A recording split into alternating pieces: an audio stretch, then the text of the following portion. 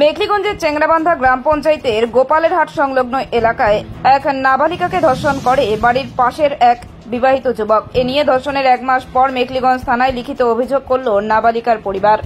জানা গিয়েছে নাবালিকার বয়স 12 বছর। সে আগস্ট মাসের 6 তারিখ বাড়ির পাশের দীপক শীল নামে এক বিবাহিত যুবক, যে সম্পর্কে দাদা হয়, সে নাবালিকাকে ডেকে নিয়ে যায় তোর বৌদি ডাকছে বলে।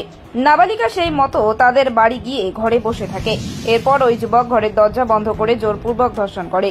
নাবালিকাকে ভয় দেখানো হয় যাতে কাউকে না বলে। পাশাপাশি নাবালিকাও লজ্জার খাতিরে বাড়িতেও জানায়নি। পরবর্তীতে তার বৌদিকে জানায় নাবালিকা, তার বৌদি নাবালিকার মাকে জানায়। এরপর জানাজানি হতেই শুক্রবার হইচই পড়ে। যদিও এলাকার মাতব্বররা ধামাচাপা দিতে দুপুরে সালিশি সভা করতে চায়, কিন্তু পুলিশ গিয়ে অভিযুক্তকে আটক করে থানায় নিয়ে যায়। তারপরেও নাবালিকার পরিবারের সদস্যরা থানায় জানাতে ভয় পাচ্ছিল। পরবর্তীতে আজ মধ্যরাতে মেখলিগঞ্জ থানায় গিয়ে এফআইআর করে। এরপরই আটক করা যুবককে গ্রেপ্তার করে পুলিশ। পুলিশের এডিশনাল এসপি সন্দীপ গোড়াই জানান, ঘটনার তদন্ত শুরু করা হয়েছে। আমি তো বাড়িতে সারাক্ষণ থাকি না, এখানে ওখানে কাজে কামে যাই। তো যা শুনতেছি, এখন যদি দোষী হয়ে থাকে সাজা অবশ্যই পাবে। আমি তো ভেঙে পড়ে গেছি, আমি কিছুই জানি না এই সম্বন্ধে, কিছু এই জন্য বলবো কানে আসছে, স্বভাব চরিত্র ভালো না, ওইটাও বলবো। যে ছেলেটা পাশের বাড়ির ছেলেটা, এই ছেলেটা এর আগে অনেক কানে আসছে, এর আগে 2-3টা ঘটনা করছে। এর সুবিচার আমরা চাই। কাছে কমপ্লেন জানাইছি, অভিযোগ করেছি। এখন পুলিশের কাছে আমরা ভরসা করতেছি, যদি এর সুবিচার চাই।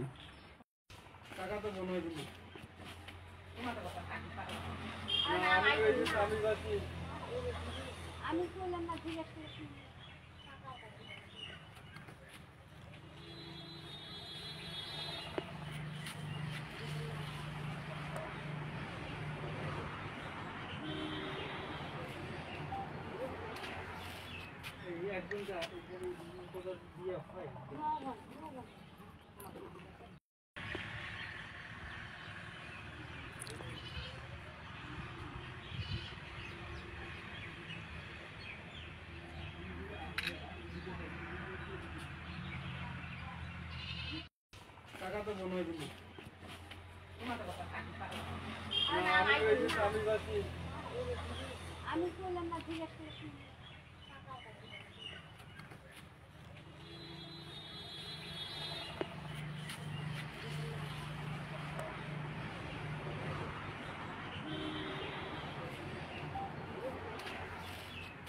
একজন